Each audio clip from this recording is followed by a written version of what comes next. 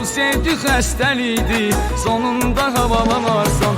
Dərdini gizlədərsən, hər gecən əritərsən, özündə heç bilmədən təkliyə öyrəşərsən.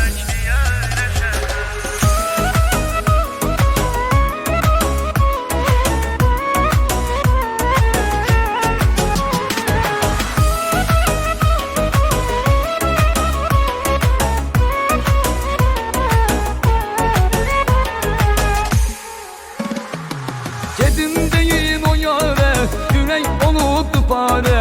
Artık son nəfəsimdir, dərdimə yoxdur çare. Nə etsən də xeyr